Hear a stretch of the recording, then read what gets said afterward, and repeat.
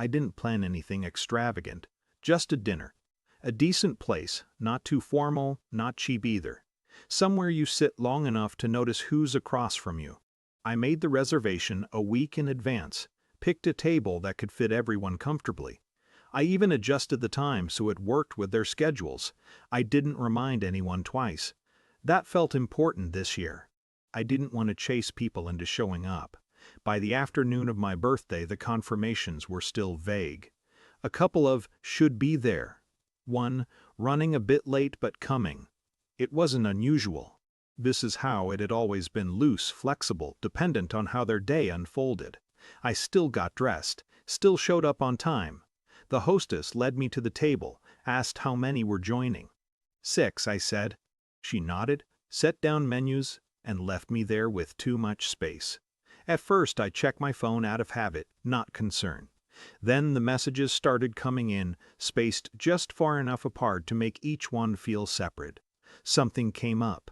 Work ran late, kids are tired, rain check, each one reasonable, none of them surprising. I sat there longer than I needed to, not waiting for them anymore, just sitting in the shape of what I had expected the evening to be.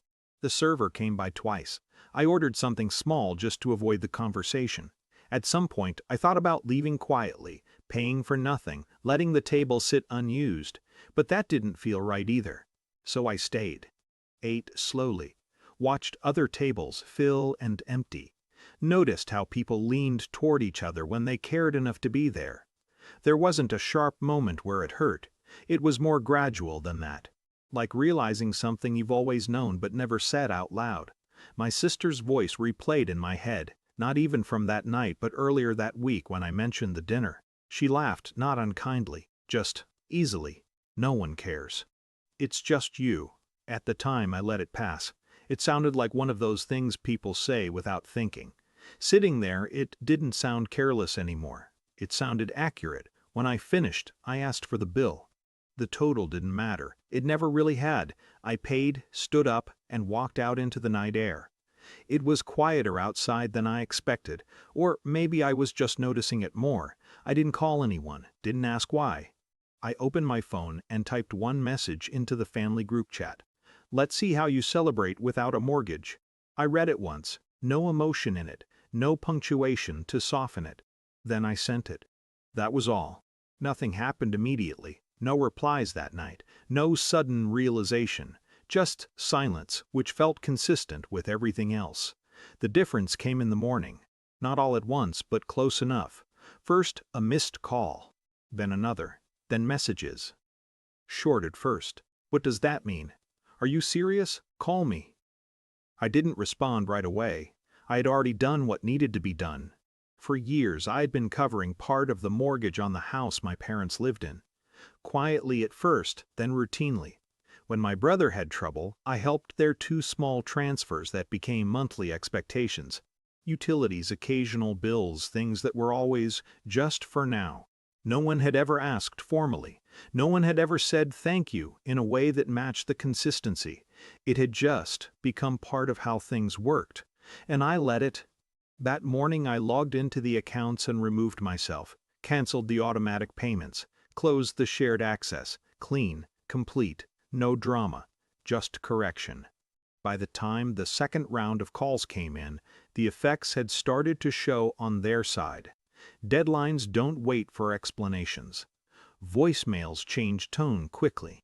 Hey, I think something's wrong with the payment, can you check? Then later, more urgent, we got a notice. Can you fix this today? I listened to a few of them, not all.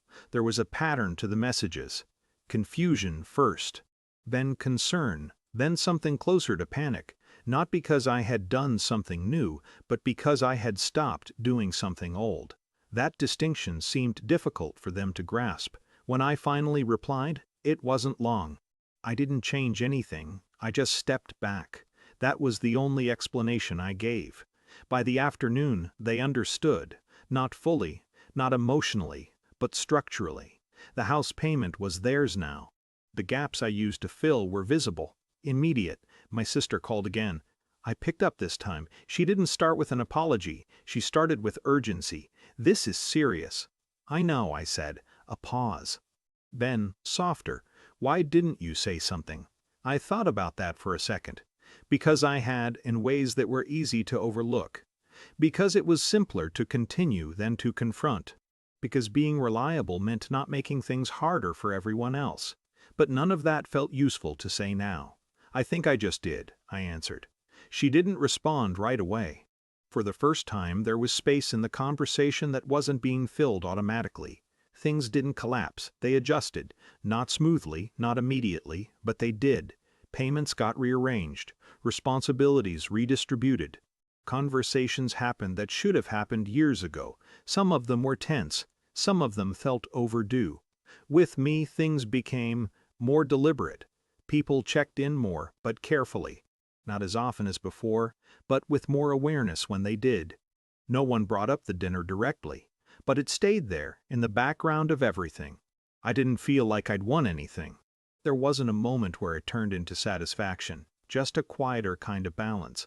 I still talk to them, still see them, but the shape of it has changed, less assumed, more defined. And for the first time I can tell the difference between being included and being relied on.